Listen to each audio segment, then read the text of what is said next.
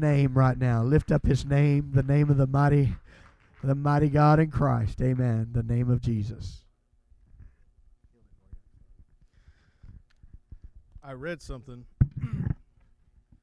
last week or so, and it applies to right now. Because generally, as a minister, you want to get up here right in the heat of things, right? Because it's easy. But if you would for a few minutes, see what I read was praise needs a drum beat, but all worship needs is a heartbeat. So if we could for just a minute raise our hands and lift our voices and worship him for just a minute. Jesus, we thank you, God. We thank you for being in this place with us, God. We thank you for your spirit, God, that we felt, Jesus.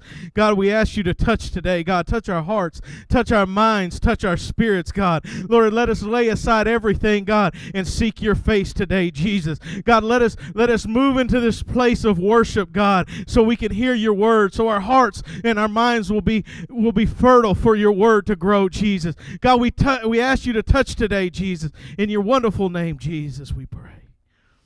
Amen. If you go to Luke chapter 15, verse 11.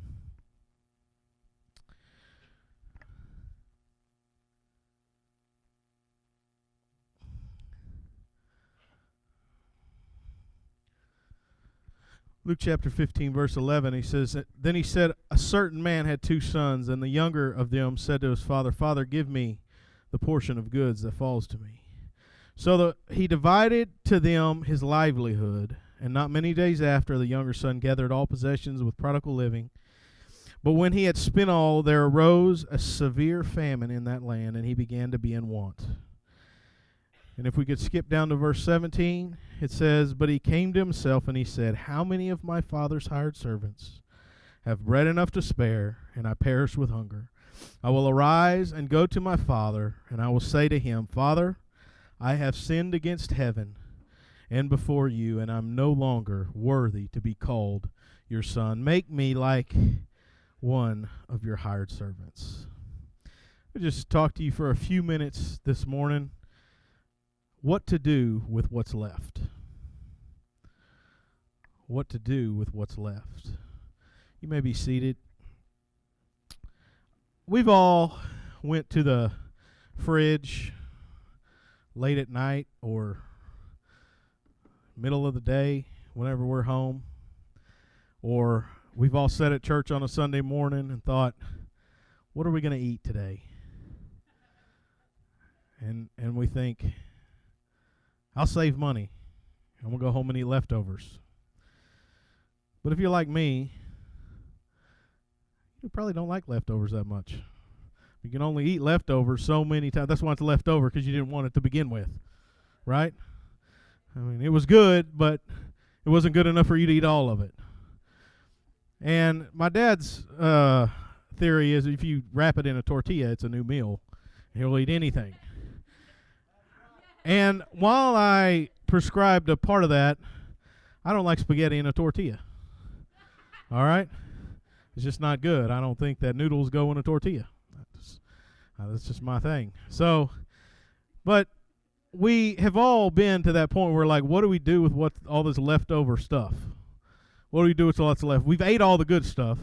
All the good stuff is gone. But what's left? Last Saturday night, I cooked some steaks. I'm going to make y'all hungry right now. I cooked some steaks. Medium, rare to medium, Cody. Sorry, I probably ain't make you that hungry. I did cook some vegetables. You could have ate those. They were done all the way. Nobody likes crunchy vegetables. So I cooked these steaks Saturday night, and we were sitting there, and I was like, what are we going to eat? Well, let's go home and eat. I was like, I don't really just want to eat leftovers. So I stopped at the store and got some tortillas. And I got some, I already had some bell peppers and onions, and I just threw them. And on top of the steak, we had leftover turkey still from Christmas that we just pulled out of the freezer. So we got a double whammy here. The turkey was done. And so we put it in the skillet with some peppers and onions, mixed it all around, made fajitas, right? Pretty good. It wasn't as good as it was to begin with, but it was pretty good. The thing about leftovers is it seems they never taste as good when they're left over. To me. That's just me.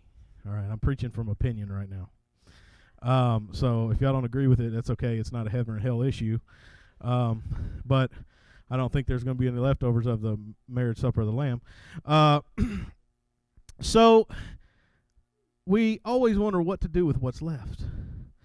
Now, the prodigal son in Luke 15, it's a familiar story to all of us.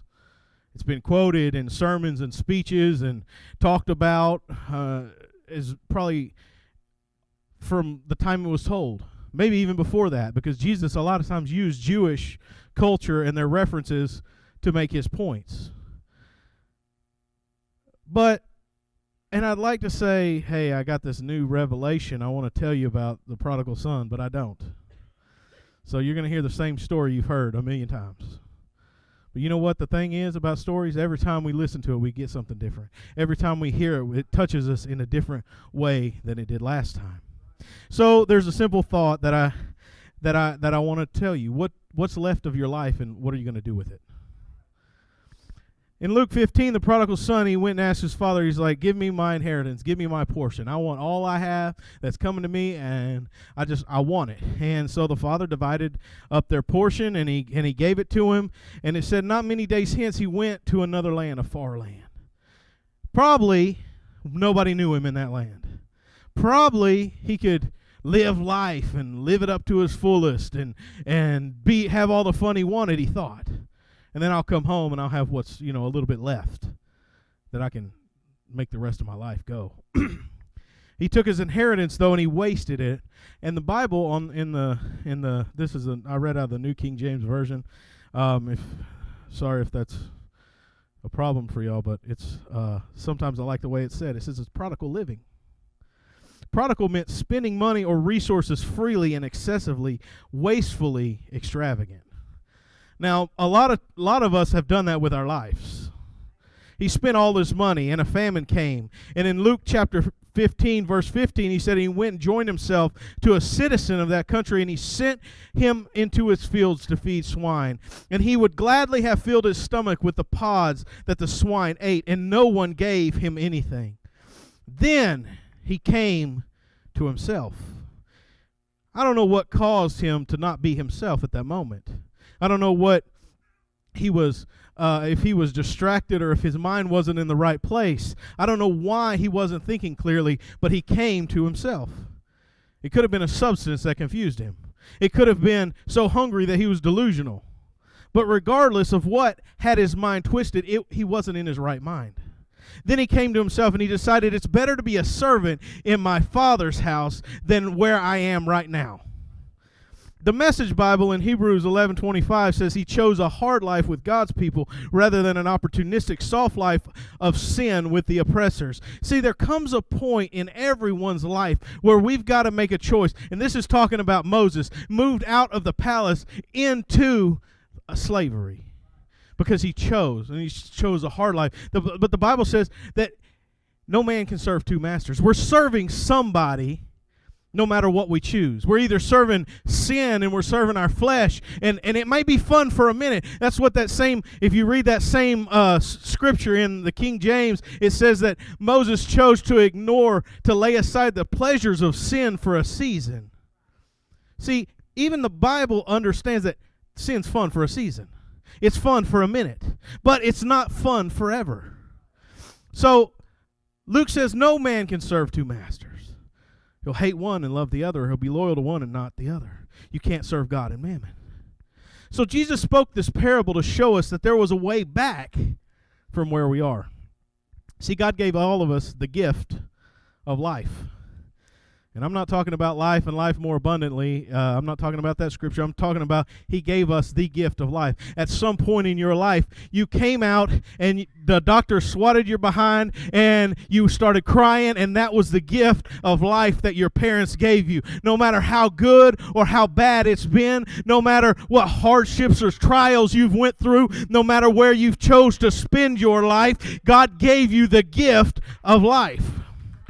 And He allowed all of us free will and to be able to use it how we wanted. Our inheritance right now is life. That's all we were promised on this earth. But just like the father from the story, He never gave us any stipulations on what we could spend our life on. He gave us a book of suggestions. He gave us a book of suggestions with consequences. And He gave us some rewards if we follow His advice. I'm sure the father said, hey, son, if you'll take this money and you'll use it wisely, you can live forever on this, and you can have an inheritance for your kids. Don't go waste it. Don't go spend it. I've worked hard for this to give this to you.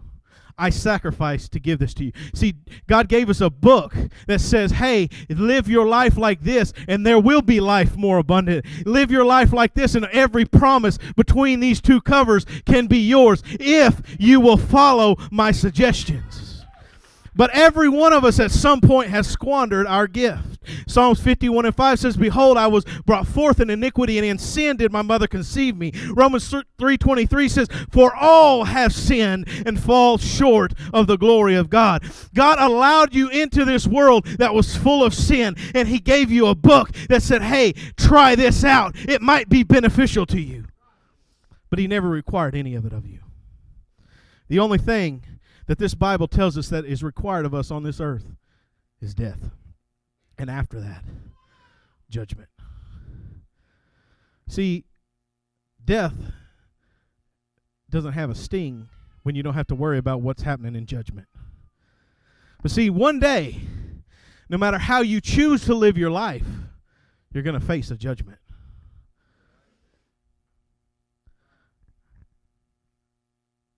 I might not be worried about the death, but I might be terrified of the judgment if I don't live my life according to the book that God has set in place for us. See, in death you will feel no pain, but in judgment you have the opportunity to feel pain for eternity or pleasure for eternity. See, our life is only temporary. It's only a moment. Just I heard it said one time that the life is just on your tombstone. It's going to have the date you were born and the date you died. And life is that short little dash in between. It's just a little bit. It's like a grain of sand in time. Your life, what are you going to leave? What's going to become of you after you die? Where are you going to go in judgment? See, what you do today, it will affect what happens tomorrow. You can take your life in any direction you want. Just like the prodigal, you can waste your life on senseless living and live it up right now. You can waste everything given to you. But in Hebrews, sin is pleasurable for a season, but at some point, your life is a famine will come. At some point, you won't want to drink just because it's fun, but because you won't be able to function without it. At some point, the drug that was just a weekend thing, that is like, hey, this is fun, this is exciting, it'll have a hold on your life, and you'll do the unthinkable to get to it. You'll sacrifice life and limb to get one more. You'll work your way through a life in a daze that focuses only on what you need for that moment and holds you down. But at some point, you have to come to yourself. You'll join yourself to strangers and to get what you need. If I can just live one more day. One more day. You'll spend time in places you'd have never allowed yourself to go. And we think, well, he was just with pigs. It's not that bad, right? He's got breakfast, lunch, dinner. How was he even hungry? But you got to understand he was Jewish. And pigs were dirty. You didn't want to be with pigs. You didn't want to touch them. You were unclean if you touched the pig. It was the lowest of the low. He found himself in the lowest place that he could imagine in life. But then Jesus said he came to himself. Some of us have found ourselves in the lowest place we've ever seen ourselves in our life. And today we've seen ourselves and we're like, hey, I come to my senses for just one moment in time, and I don't know what to do with myself. All I know is I don't want to be here anymore.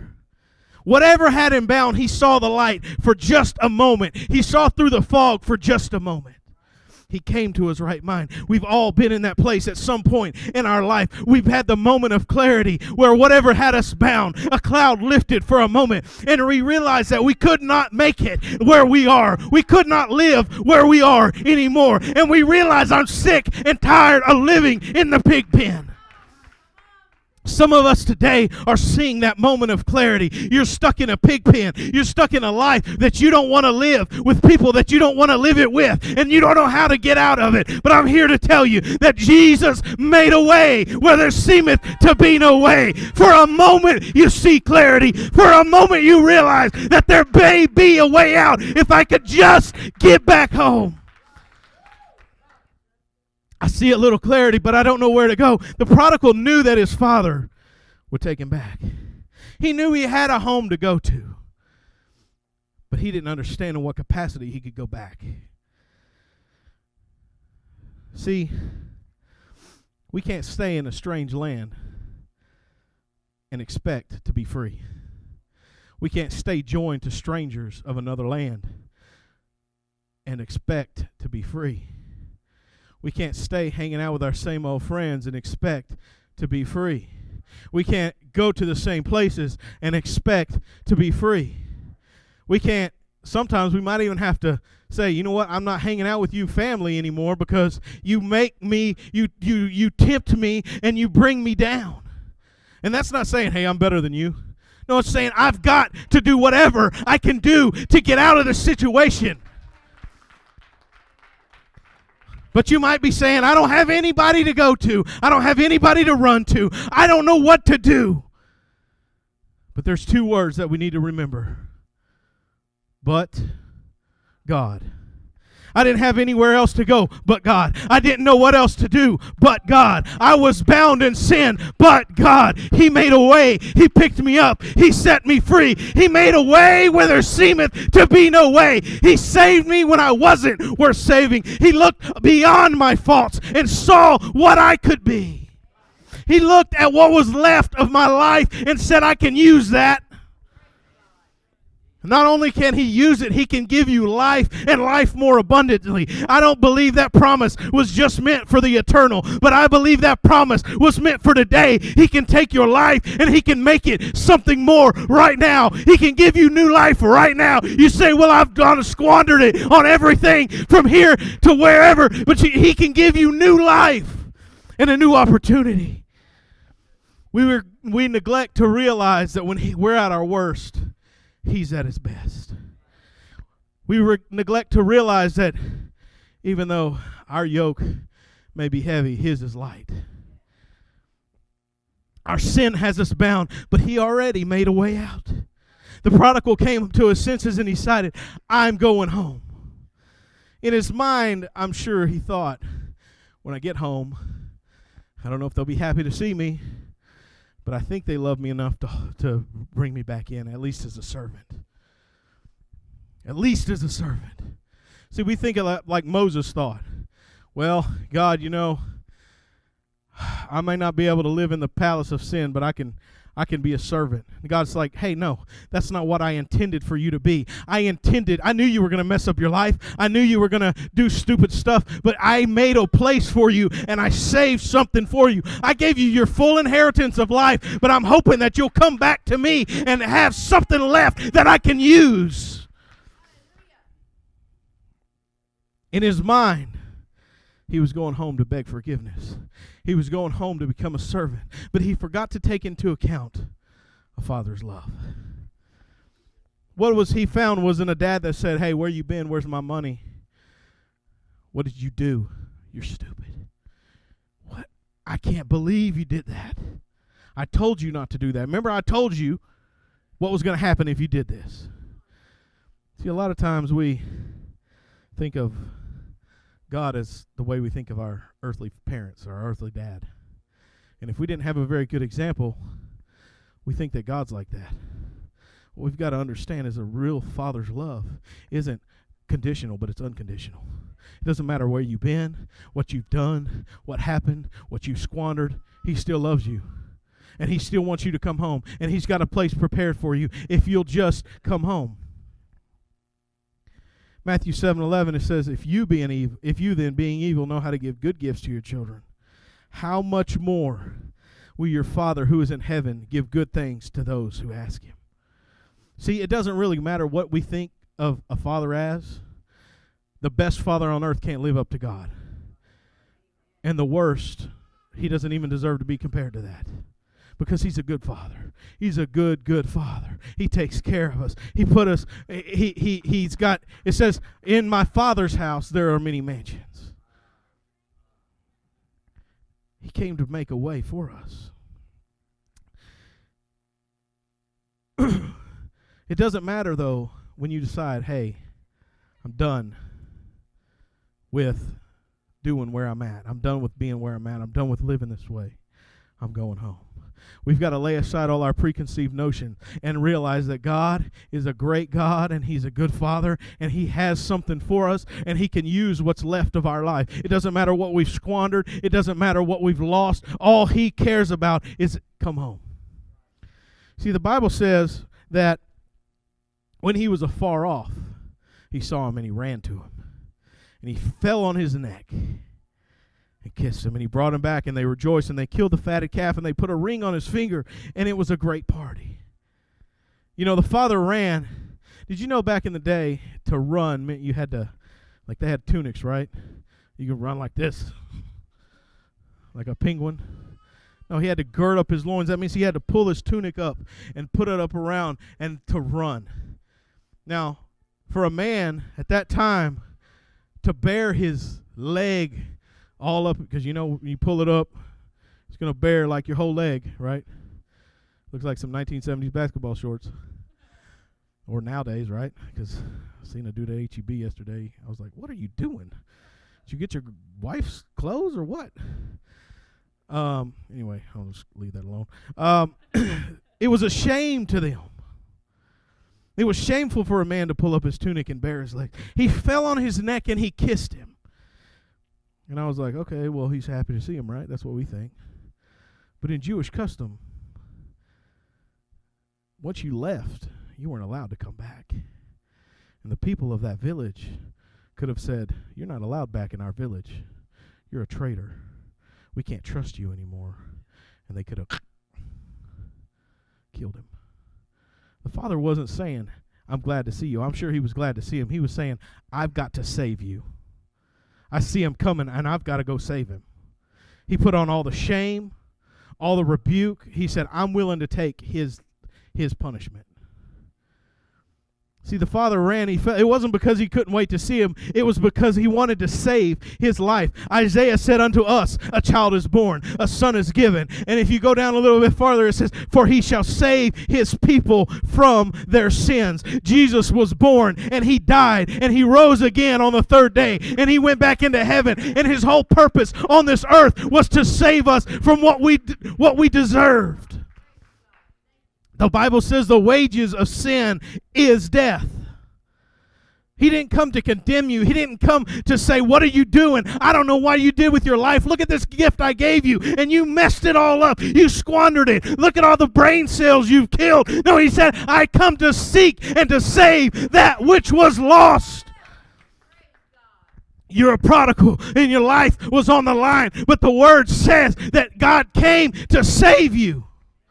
He made a way. He made a way so you could be saved out of your sin. He came and gave his life, and when you didn't deserve it. See, a lot of times we think God came to save me, and there's grace, and I'm saved, I'm good. Why in the world would anybody want to live in the bondage of sin when you don't have to? I'm not, see, once saved, always saved doesn't fly. You know why? Who wants to live in sin? Oh, well, I'm saved, but, I still got these problems. I still can't get free of this bondage. Why? Why don't you want to be free from the bondage? You should want to do better. It shouldn't be like, hey, I came to church, I'm good. I don't have to do anything else. No, it should be like, hey, I came to church and I got free and I'm going to stay free. I got cleansed. I got washed. He set me free. I was bound in sin, but Jesus Christ, He made a way of escape for me, and I'm not going back. I'm going home to see my Father. He said, hey, I just want to be a servant, Dad. All I want to be, I know I've squandered everything. I messed everything. And he's like, no, I didn't die. I didn't put my life on the line for you to be a servant. I didn't put my life on the line for you to be bound. I put my life on the line because I'm glad to see my son back home. I'm glad to see him back where he needs to be. And I'm going to put a ring on your finger. I'm going to bring you right back into the family that you left. He's like, I'm going to restore everything to you. What is left of you? What is left of what's in your life?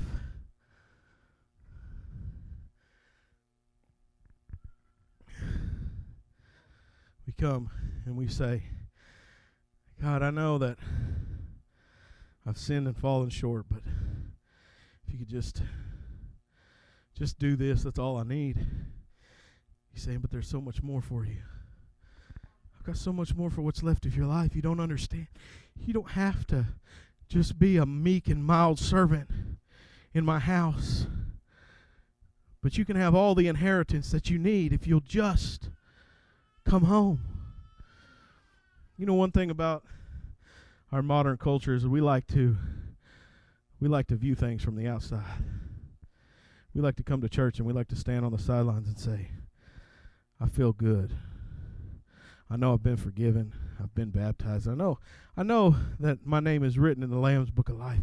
But I don't really want to get involved with all that because I remember where my life was. I remember who I was before this. And the whole time God's saying, hey, get involved. Do something for me. You don't have to stand on the sidelines. He gave you the full inheritance. That means He restored what you squandered. That means that He gave everything back to you the moment that you came home.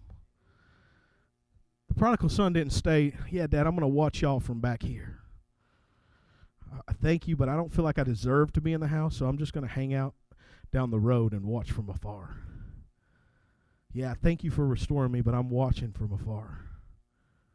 He didn't say that. It says He came home all the way. He was all the way home. Some of you today need to come all the way home. You've been halfway committed. You've been standing down the road saying, yeah, thank you, Jesus, for forgiving me. Thank you for, saving my soul, but I'm just going to stay over here because I don't feel like I deserve to be over there. And He's saying, no, you need to come all the way home. You need to get back in the house. You need to get over here because I can't do what I need to do with your life if you stay over there. We can't have a feast and have a rejoicing, and I can't give you the fatted calf and the blessings if you don't get over here.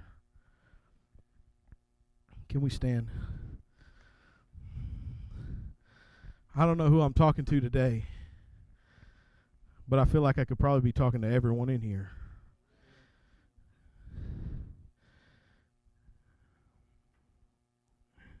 Well, what do I got to do to be restored?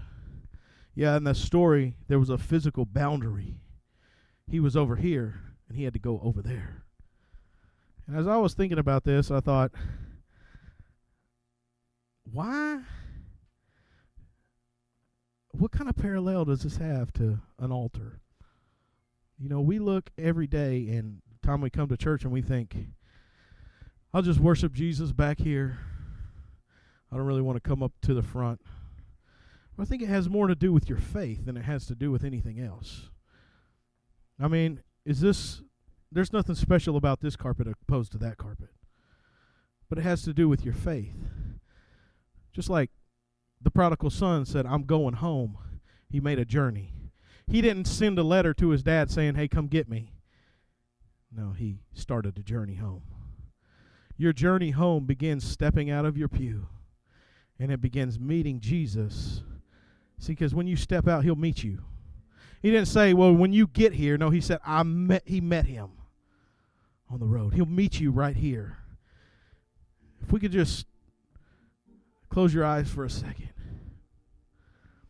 See, the only requirement is that you start home. That's it. It's that you start home. If you're tired of being bound, start home. Come on, the altars are open. If you're tired of being bound, start home. If you're tired of living in sin, head towards where Jesus is, and he'll meet you. He might meet you in the aisle. You might fall down under his power, but he'll meet you. It's an act of faith. He's saying, come home. I've got more to do with what's left of your life. Yeah, you've made a mess of it, but I can help you fix it if you'll just come home. Jesus. Lord Jesus, we thank you today. Jesus.